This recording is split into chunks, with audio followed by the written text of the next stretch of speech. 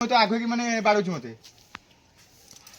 कोन बाड़ुछु अरे मु तो आउटे चिंगुड़ी तो एबे भजा ହେଇଛି तो आपने देखि परथे मां एबे एठी चिंगुड़ी एबे देखन देसी माछ टिए रोही माछ तो आपने देखि परथे मां एबे एठी चिंगुड़ी एबे बाछुची मां एटा चिंगुड़ी एबे बाछुची ना तो एबे चिंगुड़ी एबे बाछ चलची एबे आज दीपर तो कोन डालमा बोदे चिंगुड़ी डालमा तो सेठी एबे मम्मी ने सेठी रोसी करियो चुल्ली एबे लागी छी कोन आ चुल्ले कि ना कोन एठी ओटे भात हे जाइछ ना भात नै आइछ रंधा है कि ता पेजो हेठी थुआई छी हां ए चिंगुड़ी डालमा हबा बाजू दे जी डालमा पड़िबो हां ए बड़ बड़ चिंगुड़ी गोटा अछि तो बाजिया डालमा तो एबे देखंतु बाबा एठी एबे व्यापार करचंदी बे माछ व्यापार आउ एबे कि नबो ना कोन माछ किलटे कि नेबे आ एठी जो देखंतु देसी माछ टिए ए रोही माछ कोंदी देसी रोही माछ पूरा लाल देखा छै से पूरा ना हां सेपरे घर बेंद चुंगुड़ी आनतली आ चिंगुड़ी आनतला घर हां आ एठी कट्टा हेठी थुआई छै माछ कट्टे काट देंदी आ एठी कट्टा होबो तो अबे एठी आलू एबे कटा कटी हेछि दीपर में कोन से हेबो आज हवा चिंगुड़ी डालमा पे आलू कटा हेछि ना वर्तमान पई चाहा बसिछि चाहा देहरे पड़छि मरिच आ गुजराती तो पड़ी चाहाटा बका गइला आज कोड होछ तले एई आज कोडे नाइ जाउ छै जटनी बे जाउ छी घर को चल चल देखन ना एनी के परसेंट से हां बे जी जो अपना खाइ दिबा ना खाइए बेसले आज तो खाइ दियो ना ना पेट फुल छी बाहर दूसरा आछि तो से कोन गेला बाहर आज दूसरा खाइ दिबी जाइथांदा ना पेट पूरा ओभर छी कोन खाइला पखाला पखाला हम तो से पखाला खाइ के चा पी देगी सकाळ सकाळ पखाला बळेबो आ तो जल्दी भरी ना काई बैग भाग किछ नाही तो बैग वे घर से अछि से बुडू दिबे जीवन से नहीं अब ओडन आसीबो याउ कते 15 मिनिट आ अछि बाद दिन होले बात करते ना आसी डॉक्टर करे मम्मी के आसीबो देखो से हां मिसके सेडी टाटा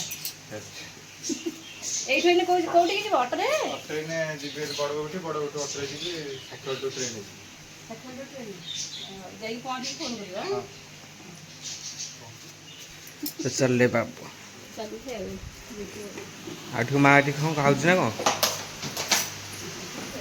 माँ कौन खाऊ चाय चाय चाय चूड़ा तू पकई खाऊ ना चाय चूड़ा भी पकई खाऊ आ तो ए बाबा ए माछ से आनी दौरान जहाँ थुआई से बेपार है आठी ए आसिक माछ भी खंजा थुआऊ एति माछ ना अच्छी बाबा माछ कहला एति तो ये थुआई आठ सजे शोई सारे ये सेपटे कल देखा ये देखु एमती भी सजा हो ना एम थुआई खाली बरफ दिया हम ओह पुणी रात भी हो ना हम कि नहीं तो सब सजा हो ना आउटे चिंगुड़ी तो भजा होती चिंगुड़ी ए पकड़ तरकारी डालमा हेनी कि आज एगु डालमा हो ना कोन बाडुछु अरे मु तोर कोन बड़ भाईटी बड़ भाई मु सेपटे आसीबिनी मु मते कहसन भाई अरे तू मते आछु तू कहीं मते बाडैलु आखो कौन है कौन अरे देख मु सेपटे सीढ़ी ऊपर चढ़ी के आछी मु आसीबिनी मो अधिकार नहीं तू मते बाडै गोटे बाड़ी लइए हां मते बाडैला भूल कला सान भाई भूल कला मु बाडैबिनी हां माने बड़ भाई ऊपर को हाथ उठेबो से को बाइले तते मते बाडैला बा तू माने कोन रंगु तू मम्मी एटी राखुची मम्मी ओई या देखलु आसी ऊपर बाड़ी बिटे देउचंदी देखुनु आसी की सान भाई से रहला सान भाई हिसाब रहला देखे सत्र को बाड़ी बिठे सत्र आ देखो आ मु मोर सेपटे आसिली से मो तो आगो की माने बाडुची मते कोन भाई अरे प्रैंक कर देलु कोडी सब प्रैंक आइ गला कोडी तो प्रैंक रे जाउटा प्रैंक अरे मजा कर देलु ताकू अरे मजा कर देलु ताकू सत्य गोटे जाबे पड़ी गला तो 70 गोटे जाबटा पड़ी गला ताकू खाइला गोटे तो सीधी जाउटा रे कि लागिला प्रैंक कर देलु कोडी से हमें जाउट मुझे कोन जो 70 पाछे जो अरे कोडी से हमें प्रैंक कर देलु केमि लागला आपन कमेंट भी जाने आई प्रैंक देख के लागला आईटा तो लिपे रे मोर बे करसे प्रैंक ना मिछरे प्रैंक दिला प्रैंक तबे देखो ए पखाड़ा खाए आरंभ हो जाए पखाड़ा भात को ये हूँ पोटल भजा आउे हूँ बैगण सेका କେମିତି ଲାଗୁଛି ଆୟୁଷ ଖାଇକି? ବହୁତ ବଢ଼ିଆ ହେଇଛି ବାଇଗଣ ଭଜାଟା। ବହୁତ ଭଲ ଲାଗୁଛି ଟି? ବାଇଗଣ ସେକା ହେଇଛି, ବାଇଗଣ ପୋଡ଼ା ନୁହେଁ, ବାଇଗଣ ସେକା ହେଇଛି ନା। ଆଉ ବଢ଼ିଆ ସେ ଚକଟା ହେଇଯାଇଛି ବାଇଗଣ। ଆଉ ପଖାଳ ଭାତ ଆଉ ଖାଇବା ଆଉ ନା। ଆସନ୍ତୁ ଡାଲି ତ ଦେଖନ୍ତୁ ଏବେ ତ ତରକାରୀ ଚୁଙ୍ଗୁଡ଼ି ଏବେ ପଡ଼ିଯାଇଛି ନା। ଚିଙ୍ଗୁଡ଼ି ଡାଲମା ହେଲା। ଓହୋ, ଚିଙ୍ଗୁଡ଼ି ଡାଲମା ଏବେ ହେଇଛି ହେଇନି ନା, ଆଉ ହବ ବୋଧେ ଆଉ। ଆଉ ଏଠି ଚୁଙ୍ଗୁଡ଼ି ଏବେ ଆଉ ଟିକେ ବଳିଛି। ଭଜା ହେଇକି ରଖା ହେଇଛି।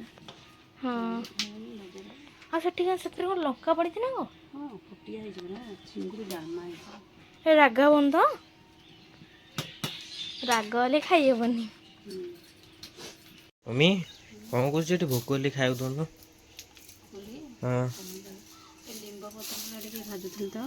ଇଏ ଲିମ୍ବ ପତ୍ର ଭାଜି ଆଉ ଥରେ ଆଜି ପିଠା କରିବି ତ। ସେଦିନ ପିଠା କରାହେଇଥିଲା, ହଁ ଆଉ ଟିକେ ଆଜି ପିଠା ଲିମ୍ବ ପତ୍ର ଖରା ହବ।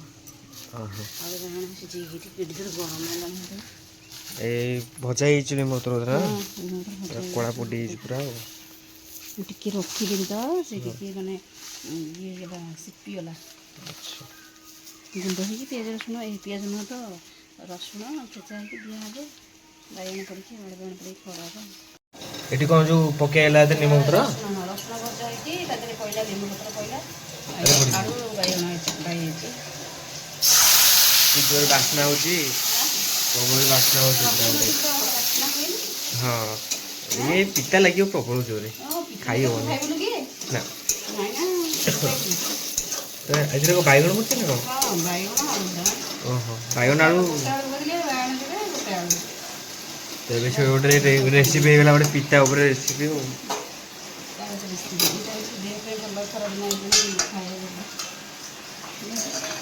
ହଁ, ତ ଏବେ ଦେଖୁଥିବେ ଆଜି ଆସିଥିଲା ଚୁନା ମାଛ, ଦେଶୀ ଚୁନା ମାଛ, ଯାହାକି ଧରା ହେଇକି ଆସିଥିଲା। ବାବା ଏବେ ଆଣିଥିଲେ ତାକୁ କିଣିକି।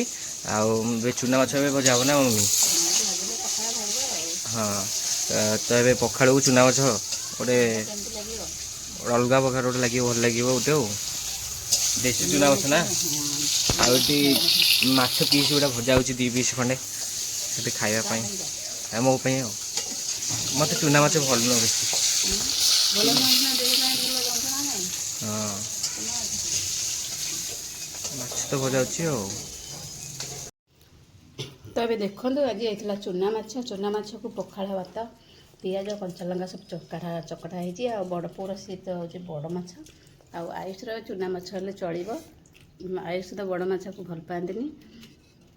ଆଉ ଏବେ ଆମେ ପଖାଳ ଖାଉଛୁ, ପଖାଳକୁ ଚୁନା ମାଛ ଭଜା। କେମିତି ଲାଗିବ ଖାଇବାକୁ? ବଢ଼ିଆ ହେଇଛି ଟି? ଆଉ ଖାଇଦିଅ ଜଲ୍ଦି। ଆୟୁଷର ଏବେ ପରୀକ୍ଷା ସରିଲା, ସ୍କୁଲ ଛୁଟି ହେଇଗଲା। ଆଉ ଆସିଲେ ଆମେ ସାଙ୍ଗ ହେଇକି ଏକାଥରେ ଖାଉଛୁ ଆଉ, ପଖାଳ ଭାତକୁ ଆଉ ଚୁନା ମାଛ ଭଜା ଆଉ ନା।